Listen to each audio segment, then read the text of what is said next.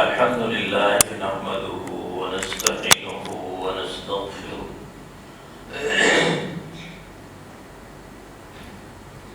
ونؤمن به ونتوكل عليه ونعوذ بالله من شرور أنفسنا ومن سيئات أعمالنا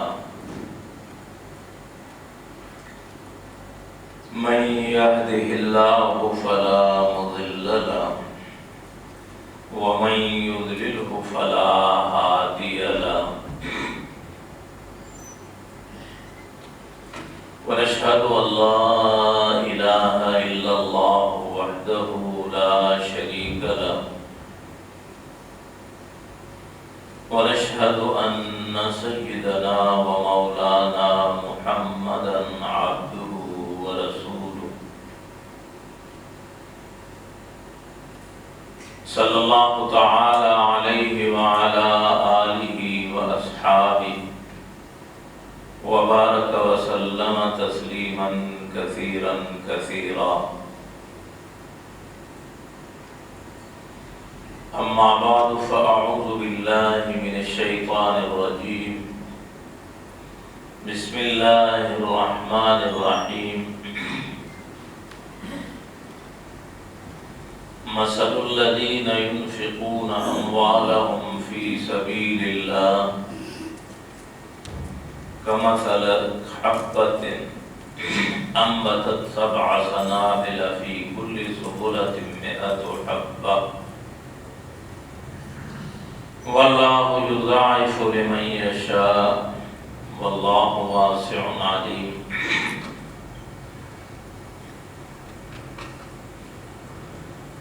صدق الله العلي العظيم وصدق رسوله النبي الكريم ونحن على ذلك لمن الشاهدين والشاكرين والحمد لله رب العالمين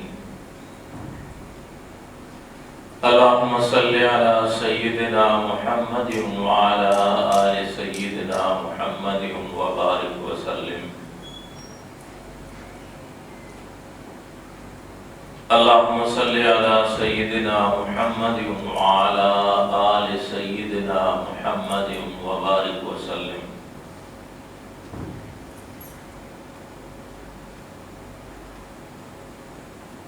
معزز سامعین، رمضان المبارک سن ہجری 1434 آج پہلا رمضان المبارک کا جمعہ ہے اور آج ہمارا 6واں روزہ ہے۔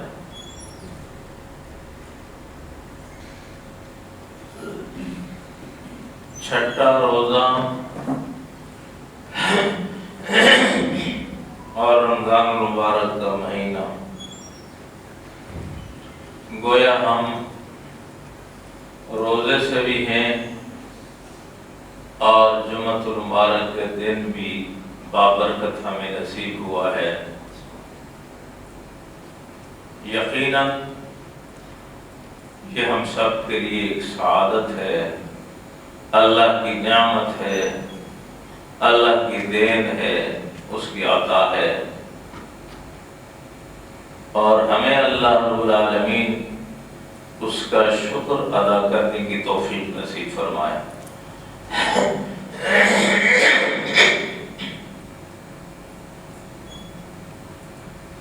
معزز سامعین، اللہ نے اپنے دین میں اپنی عبادت کے لیے دین اسلام کو ایک سایہ کی طرح، ایک چھت کی طرح ہمارے اوپر رحمت کا ذریعہ بنایا ہوا ہے، اور ہم اللہ رب العالمین کی عبادت ایک صورت اس میں کرتے ہیں کہ لا الہ الا اللہ محمد رسول اللہ کہ ہم مسلمان ہیں، دوسرے نمبر پر اللہ رب العالمین نے ہم پر نماز فرض کی ہے،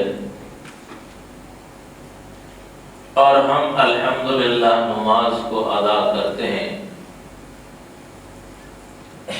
یہ اس کا فضل و کرم ہے کہ اس نے ہمیں 5 نمازوں کا پابند کیا، اور نماز کو اللہ رب العالمین نے اپنے پیارے حبیب صلی اللہ علیہ وسلم کو اس دنیا سے بلند و بالا آسمانوں سے اوپر اور اپنے ہاں بلا کر کے معراج میں بطور تحفہ کے 50 نمازیں ادا کی، اور اللہ رب العالمین کے حبیب میرے اور آپ کے آقا دو جہاں صلی اللہ علیہ وسلم نے میرے اور آپ کے لیے مانگ مانگ کر 24 گھنٹوں میں 5 وقت کے لیے التجا کرتے رہے، اور اللہ نے 5 وقت پر لا کر کے ان پر 5 وقت کی نمازیں مقرر کی، اور وعدہ فرمایا کہ جو میرا بندہ اور آپ کا امتی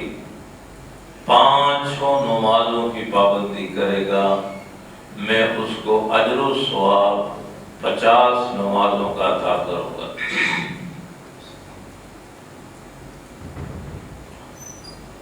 اور اس کے ساتھ ساتھ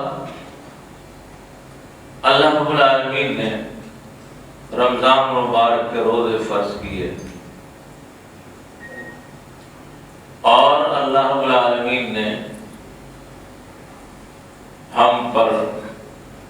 حج بھی فرض کیا۔ حج کی صورت میں اس کی عبادت کرتے ہیں، روزوں کی صورت میں اس کا حکم پورا کرتے ہیں، اور نمازوں کی صورت میں بھی اس کی عبادت کا حق ادا کرتے ہیں۔ اللہ حق ادا کرنے کی توفیق نصیب فرمائے۔ اور ایک طریقہ عبادت اللہ رب العالمین نے مال کے ذریعے بھی ہم پر لگایا، زکوٰۃ۔ ایمان اور ایمان کے شعبے، نماز، زکوٰۃ، صوم رمضان اور حج، ان کو بمنزلہ سکونوں کے اور ان کو بمنزلہ پلر کے چھت کے لیے اللہ نے ستون بنائے ہیں، اور لا الہ الا اللہ ایمان کا اقرار کو اللہ نے چھت کی صورت دی ہوئی ہے۔ الحمدللہ اللہ رب العالمین نے اپنے ان تمام احکامات کے لیے قرآن پاک میں واضح احکامات دیے ہیں، اور پھر اس کی تفصیل رسول اللہ صلی اللہ علیہ وسلم نے عملاً خود عمل کر کے بتائی۔ ارشاد فرمایا، آپ نے لوگوں کو زبانی بتلایا، زبانی اور عملی طور پر۔ اللہ نے فرمایا، شہر رمضان الذی انزل فیہ القرآن ھدی للناس وبینات من الھدی والفرقان فمن شہد منکم الشہر فلیصمہ۔ اور پھر اللہ رب العالمین نے فرمایا کہ اس روزے کو صبح فجر سے پہلے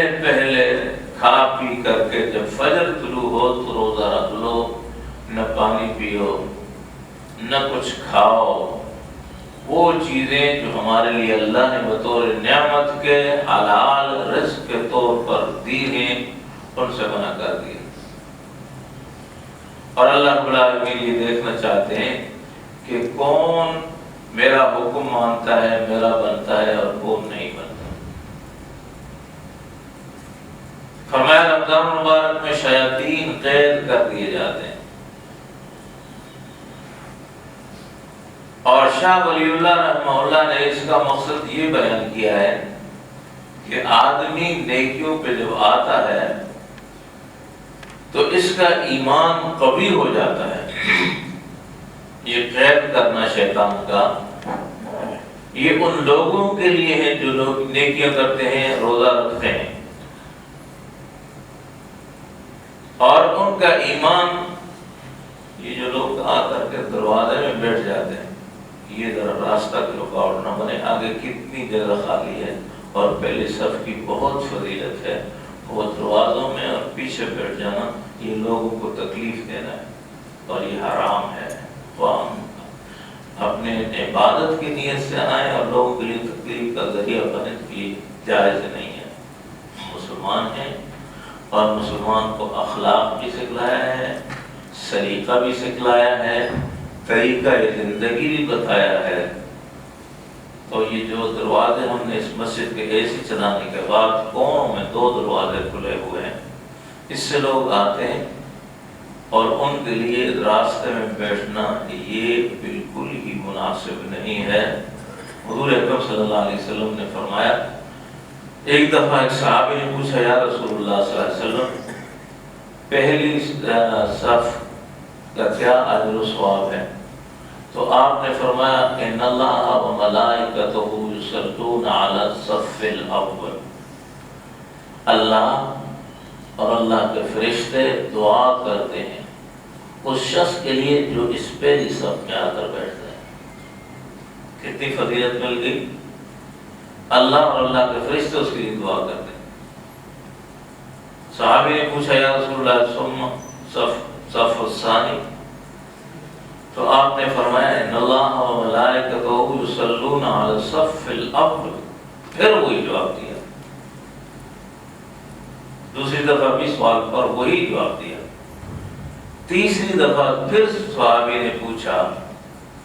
تو رسول اللہ صلی اللہ علیہ وسلم نے تیسری دفعہ بھی صف اول کا ہی نام لیا، اور پھر اس صحابی نے پوچھا، رسول اللہ دوسری صف کے لیے کیا ہے؟ تو آپ نے چوتھی دفعہ فرمایا کہ ہاں صف الثانی، پھر صف ثالث، صف رابع، اور آخری ہماری مسجد کے اندر 1 2 3 4 5 صفیں۔ تو پہلا اول درجہ اس پہلی صف کا ہے۔ فقہاء نے یہ بتلایا ہے کہ سب سے اعلیٰ درجہ امام کے پیچھے آدمی جو کھڑا ہوتا ہے وہ پاتا ہے، دوسرا نمبر اس آدمی کا ہوتا ہے تو جو دائیں جانب کھڑا ہوتا ہے، اور تیسرا نمبر یعنی دائیں جانب تیسرے آدمی کا نہیں بتلایا بلکہ بائیں جانب پہلے طرف سے جو آدمی کھڑا تھا اس کا تیسرا درجہ بتایا، تیسرا درجہ اس کا ہے۔ اور حضور صلی اللہ علیہ وسلم صحابہ کرام کو یوں ترتیب دیتے تھے کہ صفوں کو گویا سیدھے ہاتھ بائیں ہاتھ دونوں طرف بڑھتی جائے صفیں، اور پہلی صف پوری ہو جائے پھر دوسری صف میں بیٹھنا شروع کریں۔ آپ یہ تربیت بھی دیا کرتے تھے کہ پہلی صف میں بڑے لوگ، زیادہ بزرگ لوگ، متبع سنت لوگ امام کے قریب کھڑے ہوں، نماز میں سکون ہوتا ہے، امام کی نماز میں بھی سکون ہوتا ہے، پھر مقتدیوں کی وجہ سے۔ ایک دفعہ نبی اکرم صلی اللہ علیہ وسلم نماز میں لقمہ لیا بھول گئے، تو کسی صحابی نے پوچھا، رسول اللہ صلی اللہ علیہ وسلم، تو آپ نے فرمایا کسی مقتدی کے وضو میں خلل تھا، یعنی امام پر اثر پڑتا ہے۔ ہمارے دیندار لوگ، بادشاہ لوگ، اچھے وضع خطا والے لوگ میں دیکھتا ہوں کہ پہلی صف میں کناروں پہ کھڑے ہوتے ہیں یا دوسری اور تیسری صف میں کھڑے ہوتے ہیں۔ ہم اصل میں عمل کو ترجیح نہیں دیتے،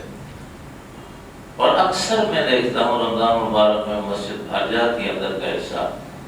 اور آنے والے لوگوں کی اکثر عادت ہوتی ہے کہ وہ راستے میں بلاک کر دیتے ہیں، راستے میں کھڑے ہو جاتے ہیں، باہر آئے آخر میں باہر لوگ کھڑے ہو جاتے ہیں، صفوں میں جگہ ہوتی ہے لیکن عادت ہے، مجبوری ہے، باہر کھڑے ہو جاتے ہیں۔ مسجد میں اندر آئے اور عین راستے کے بیچ میں بیٹھ گئے، یا آئے اور صف کے آخر میں سنتیں شروع کر دی، یہ طریقہ غلط ہے۔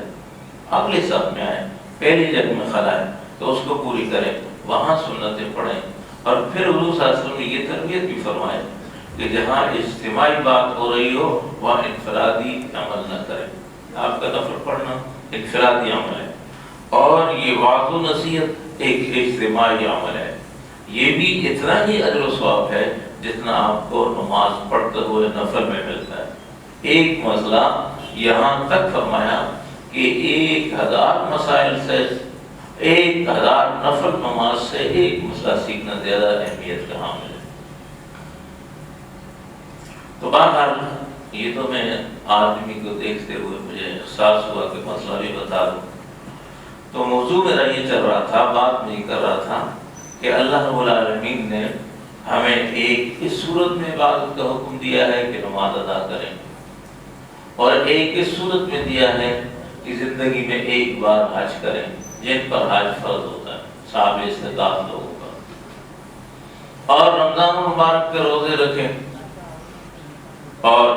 ایک عبادت کی صورت مالی صورت میں رکھی ہے، اور وہ ہے زکوٰۃ. یہ 5 ارکان ہیں، اور زکوٰۃ بھی اللہ تبارک تعالیٰ کی طرف سے حکم ہے.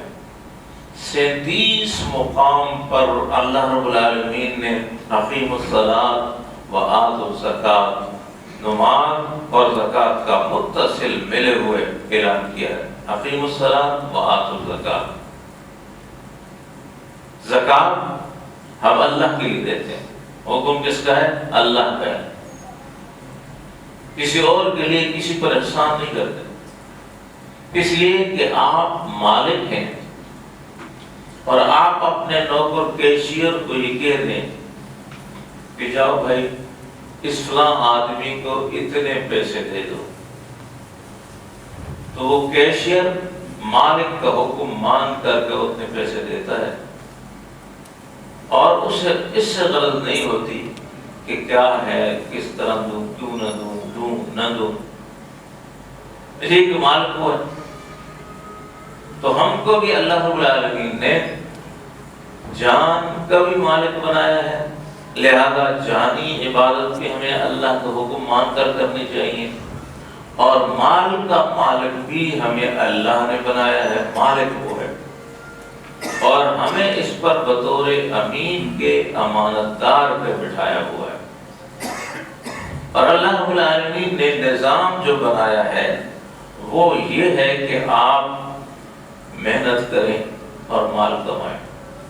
اور مال میں سے بہت قلیل تھوڑا سا حصہ بطور زکوٰۃ کے ادا کریں، تھوڑا سا حصہ. مال تجارت، سونا چاندی آپ کے پاس ہے تو یہ 3 اشیاء مال زکوٰۃ کہلاتی ہیں، صرف زکوٰۃ آتی ہے، سونا اور چاندی اور مال تجارت پر. اور پھر اللہ رب العالمین نے اتنی آسانی دی ہے کہ ہمیں جو چیز ہماری ضرورت کی ہے اس پہ ہم پر کوئی بھی زکوٰۃ نہیں ہے. ہماری ضرورت کی ہے، ہمارے گھر میں فریج ہے، ہمارے گھر میں اے سی ہے، ہمارے استعمال کے لیے گاڑی ہے، ہمارے گھر استعمال کے لیے گھر ہے، اس میں جتنا فرنیچر ہے، جو کچھ بھی ہے اس پر زکوٰۃ واجب نہیں ہوتی، وہ آپ کے ذاتی استعمال کے لیے ہے. ہاں یہی چیزیں اگر تجارت کے مال تجارت میں ہیں، آپ نے تجارت کے لیے لی تو پھر ان پہ آپ حساب لگائیں گے، اور حساب لگانے کے بعد 2.5% کتنا تھوڑا سا پیسہ اللہ نے رکھا، 2.5%، 100 میں صرف 2.5% نکالیں، باقی آپ اپنے معاملات میں خرچ کریں، اپنے اخلاق و اصول کا خیال رکھتے ہوئے. 2.5% اللہ نے مجھے اور آپ پر اس مال میں سے، جو مال ہمارا ہے تجارت کا ہے، جو مال ہمارے پاس سونے کی شکل میں ہے، چاندی کی شکل میں ہے، یہ 2.5% نکالیں. اگر ایک آدمی کے پاس 1 لاکھ روپے ہے تو کتنا ہوا؟ 25,000 روپے، 2,2500 روپے، 2,000 یہ زکوٰۃ اس کی بنے گی. اور باقی 1,00,000 روپے میں آپ کے پاس سارے پیسے آپ کے مالک ہیں. اللہ نے ہمیں مغیب دی، قرآن پاک کی آیت میں نے پڑھی تھی، مثل الذین، مثال ان لوگوں کی، ينفقون اموالهم،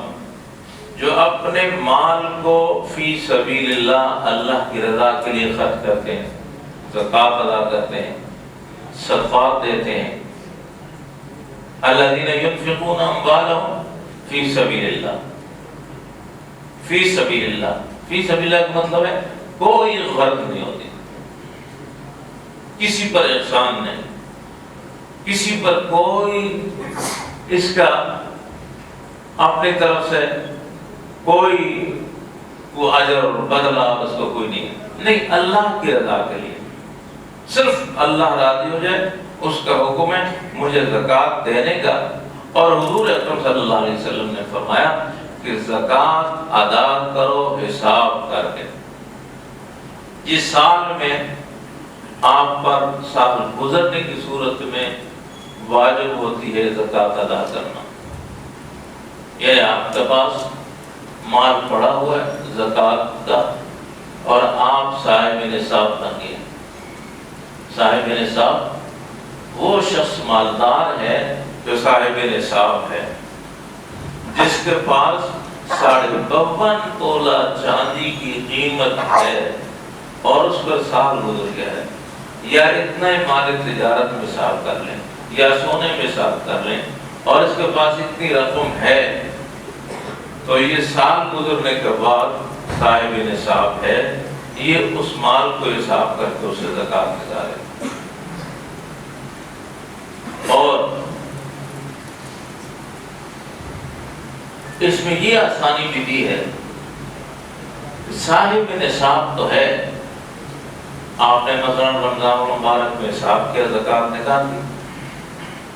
پھر دوسرا رمضان المبارک آیا، صاحب نصاب ہے، اور درمیان کے عرصہ میں آپ کے پاس ایسا وقت بھی ہے کہ آپ کے پاس کوئی پیسہ بچت نہیں، لیکن رمضان المبارک میں آپ کے پاس پھر صاحب نصاب ہے، تو آپ کو گویا سارے مال کی زکوٰۃ نکالنی پڑے گی۔ صاحب نصاب کے لیے یہ ضروری نہیں ہے کہ میرے پاس تو کچھ مال 6 مہینے سے آیا ہے یا 2 مہینے سے آیا ہے، بلکہ جب صاحب نصاب سال گزر گیا تو آپ سارے مال سے زکوٰۃ نکالیں۔ ایک آدمی مقروض ہے، پیسے دیے ہوئے، کسی نے قرض لیے ہوئے، اور قرض کا اگر یقین ہے کہ مجھے یقینی طور پر یہ قرض ملے گا تو اس مال سے بھی زکوٰۃ نکال دی جائے۔ ہاں اگر مشکوک ہے تو اس کو رکھا جائے، جب مال مل جائے تو اس سے سال 2 سال جب کی بھی زکوٰۃ ہوگی وہ سارے نکالنے چاہیے۔ اللہ رب العالمین نے فرمایا کہ یہ مال آپ زکوٰۃ کے طور پر نکالتے ہیں تو زکوٰۃ کے معنی یہ ہے کہ پاکیزگی، زکوٰۃ کے معنی ہے بڑھوتری، بڑھنا، اور شرعی لحاظ سے وہ مال متعین جس کو آپ زکوٰۃ کے لیے متعین کر لیتے ہیں کہ اتنے میں سے اتنا حساب کر دیں اور حساب میں اتنا مال آپ نے لگا دیا۔ علماء نے لکھا ہے اور حدیث سے بھی معلوم ہوتا ہے کہ زکوٰۃ کا حساب ضرور کرنا چاہیے، ایسے ہی ایک انداز اور خیال سے نہیں آنا چاہیے، نکالنا چاہیے، خرچ کرنا چاہیے، بلکہ حساب کرنا چاہیے، باری باری کا حساب کر کے مال نکال لینا۔ اور پھر اس میں سے ایک چیز ضرور دیکھیں کہ یہ نیت کریں کہ میں نے یہ زکوٰۃ ادا کرنی ہے، یہ نیت بھی ضروری ہے۔ یہ نیت کر کے آپ زکوٰۃ ادا کریں، جس کو آپ دیکھ رہے ہیں اس میں صرف یہ چیز دیکھیں کہ یہ مستحق زکوٰۃ ہے یا نہیں۔ اس کو یہ بتانا ضروری نہیں ہے کہ میں آپ کو زکوٰۃ دے رہا ہوں، نہیں، آپ خود تحقیق کریں کہ یہ مستحق زکوٰۃ ہے تو اس کو ضرور عطا کر دیں، اس پہ احسان نہ کریں کہ زکوٰۃ دے رہا ہوں، میں کچھ کر رہا ہوں، جو بھی اس کو دے دیں اور اپنے لیے زکوٰۃ کی کر لیں، آپ کی زکوٰۃ ادا ہو جائے۔ اور آپ نے زکوٰۃ کو بوجھ سمجھا اور اس کو نکالا بغیر کسی کے، اور اسی طرح بازار میں، گھر گلیوں میں عام بھیک مانگنے والوں کو لوگ دے دیتے ہیں، تو مولانا رشید احمد گنگوئی کہتے ہیں کہ نہیں، حلال کا مال حلال راستے پر جانا چاہیے، اور یہ جو بھیک مانگتے ہیں ایسے لوگوں کو نہیں دینا چاہیے جس کو جانتے ہیں۔ بڑا آسان طریقہ رکھا ہے۔ حضور صلی اللہ علیہ وسلم نے تو یہ فرمایا کہ جن لوگوں میں جاؤ زکوٰۃ وصول کرو انہی میں خرچ کرو، یعنی انہی میں خرچ کرنے کا مطلب یہ ہے کہ ان کے رشتہ دار ہوں گے، امیر ہیں ان کے رشتہ داروں میں غریب بھی ہوں گے، ان کے رشتہ داروں میں بیوہ بھی ہوں گے، ان کے رشتہ داروں میں یتیم بھی ہوں گے، ان کے محلے کے لوگوں کو دے دو جان پہچان کے ساتھ کہ یہ مستحق زکوٰۃ ہے۔ اور اگر زکوٰۃ جس طرح اسلام نے فرض کی ہے اس طرح اسلام نے پھر سرکاری طور پر بھی حکومت کے ذمہ لگایا ہے کہ وہ زکوٰۃ وصول کرے اور دے، لیکن ہمارے یہاں تو زکوٰۃ کا نظام ہی نہیں ہوتا۔ اگر اس نظام سے ہم اگر زکوٰۃ ادا کریں تو اس ہمارے معاشرے میں غربت ختم ہو سکتی ہے، لیکن جو بھیک کا طریقہ ہے، بھیک مانگے جاتے ہیں اور ان کی مدد کی جاتی ہے، اس سے غربت نہیں بلکہ بھیک مانگنے والوں میں اضافہ ہوتا جاتا ہے۔ مجھے ایک دفعہ چھوٹے سے بچہ، اگلے جمعہ یا کب یا نماز میں کھڑا چھوٹا سا بچہ معصوم 10-12 سال کا، وہ مانگ رہا مجھے کرایہ دینا مکان کا۔ مجھے بڑا ترس آیا، میں نے اس سے پوچھا بیٹے آپ کہاں سے ہیں؟ کہا میں نازم آباد سے کہیں سے آیا ہوں۔ کس جگہ سے ہیں؟ جگہ نہیں معلوم تھی۔ میں نے کہا آپ میرے پاس پھر آ جانا اور اپنا ایڈریس اور سارا کچھ مجھے دینا، آپ کو اس عمر میں کس طرح بھیک میں لگا دیا، مناسب نہیں، اچھا نہیں لگ رہا، اور مجھے ایڈریس دینا، آپ کا سارا خرچہ وہیں گھر بیٹھے پورا دے۔ میں نے کہا میں ضرور آؤں گا، لیکن آج تک دوبارہ نہیں آیا۔ آیا نہیں، عجیب عجیب لوگ مانگتے ہیں اور ہم اس کو منع کرتے ہوئے شرم آتی ہے، اور اللہ نے بھی منع کیا کہ سائل کو مت جھڑ دو، وَأَمَّا السَّائِلَ فَلَا تَنْهَرْ، اس کو جھڑ دو مت۔ حضور صلی اللہ علیہ وسلم نے فرمایا مستحقین زکوٰۃ کو قرآن پاک مت کر کے گن کر کے بتایا ہے کہ ان لوگوں کو ان راستوں میں دو، اور بہترین زکوٰۃ کے مستحقین وہ لوگ ہیں فرمایا جو ایک لحاظ سے محصور ہوتے ہیں، محصور کے معنی قیدی بھی ہیں، جو اپنے مزدوری کے لیے نہیں نکل سکتے، اور ان قیدیوں کے گھر والے بھی آتے ہیں اگر کمانے والا کوئی اور نہیں ہے، اور ان محصورین میں وہ لوگ بھی آتے ہیں جس کے گھر والے کمانے والا کوئی نہیں ہے، اور خواتین ہیں، بیوہ ہیں، غریب ہیں، یتیم بچے ہیں، معصوم بچے ہیں، تشریح مزید آپ خود ہو سکتے۔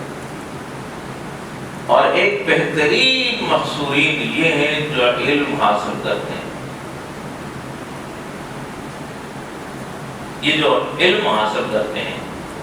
اور کسی سے کوئی بھی نہیں مانگتے، لا يسألون الحافا، ہاتھ پھیلا کر کسی کے آگے 200 روپیہ 50 روپیہ 10 روپیہ دے دو، اس کے کپڑے پکڑ لیتے ہیں، نہیں، بلکہ وہ بڑے صوفیانہ اور اعلیٰ مزاج کے ساتھ اپنے دین کے کام میں لگے ہوئے، قرآن اور سنت کا علم حاصل کر رہے ہیں۔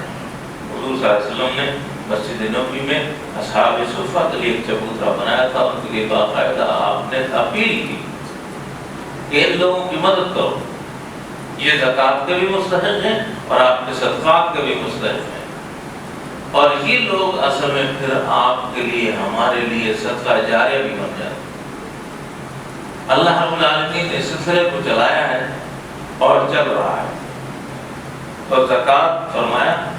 الذین ينفقون اموالهم فی سبیل اللہ، اس کی فی سبیل اللہ جو مال اللہ کی رضا کے لیے خرچ کرتے ہیں، کمثل حبۃ، اس کی مثال ایک دانے کی ہے، گویا گیہوں کا ایک دانہ لے لیا، انبتت 7 سنابل، جب اس دانے کو زمین میں زمیندار ہموار کر کے تیار کر کے ڈالتا ہے تو اللہ رب العالمین اس سے فرمایا کہ 7 شاخیں نکالتی، 7 بالیں نکلتی ہیں، فی کل سنبلۃ 100 حبہ، اور ہر ایک شاخ میں بال میں 100 دانہ آ جاتا ہے۔ جو اللہ کی رضا کی ہے، یہ آپ کے لیے ہے۔ اور یہ وہ راستہ ہے کہ اسلام نے اللہ کے راستے میں خرچ کرنے کا ترغیب دے کر کے میرے اور آپ کے اس خواہش کو دبایا نہیں ہے، بلکہ ابھارا ہے کہ یہ مال آپ اپنے لیے لگائیں، یہ کسی کے لیے نہیں لگا ہے۔ وما عندکم ينفد، فرمایا تمہارے پاس جو مال ہے وہ تو ضائع ہوگا، ختم ہو جائے گا، باقی رہ جائے گا وارثوں کے لیے۔ وما عند اللہ، اور جو آپ نے عند اللہ لگا دیا اللہ کی رضا کے لیے، وہ باقی ہے، وہ تمہارے لیے ہے۔ اور یہ ایک ایسا خزانہ ہے کہ کوئی بینک اتنا منافع نہیں دیتی جس طرح اللہ نے ہمارے اس مزاج اور فطرت کو ابھارا ہے، جہاں سب سے زیادہ 70% کا وعدہ اللہ رب العالمین نے کیا، 700% کا،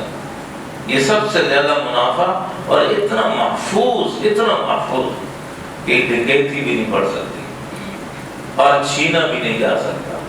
اللہ کے ہاں محفوظ ہو جاتا ہے۔ اور ملنا آپ کو ہے، اپنا مال اللہ نے آپ کو مالک بنایا، آپ نے اللہ کا ذریعہ خرچ کیا، وہ آپ ہی کا اجر ملے گا۔ تو اللہ نے زکوٰۃ کا حکم بھی رمضان مبارک 2 ہجری میں دیا، جس کی تفصیل بتلائی گئی تفصیلیں اللہ نے اقیموا الصلاۃ وآتوا الزکوٰۃ کا حکم دینے کے بعد اس کی تفصیل رسول اللہ صلی اللہ علیہ وسلم نے عملاً بتائی ہے۔ تو یہ ہم اپنے لیے جہاں روزے رکھ رہے ہیں، جہاں ہم دوسری نیکیاں کر رہے ہیں، وہاں اللہ رب العالمین ہمیں پوری زکوٰۃ ادا کرنے کی بھی توفیق نصیب فرمائے، اور مخلوق کے ساتھ بھی اللہ ہمیں بہتر معاملات کرنے کی توفیق نصیب فرمائے۔ اس مال کے مالک ہم نہیں ہیں۔ سورہ یاسین میں تو اللہ رب العالمین کہتے ہیں کہ دیکھو پیدا میں نے کیا ہے تمہارے لیے جانوروں کو، لیکن میں نے ان کو تمہارے لیے تابع کر دیا ہے کہ ان پر سوار ہوتے ہو۔ ایک بڑے اونٹ کو چھوٹا سا بچہ نکیل پکڑ چلا جاتا ہے، ایک 200 آدمی سے بھی اگر بگڑ جائے تو شاید قابو کرنا مشکل ہو، لیکن اللہ کہتی ہے میرا احسان ہے۔ تو ہمیں اللہ اپنی اور مخلوق کے ساتھ اچھا سلوک کرنے کی اور اپنی عبادت کی توفیق نصیب فرمائے۔ سنتیں پڑھ لی دعا ہو۔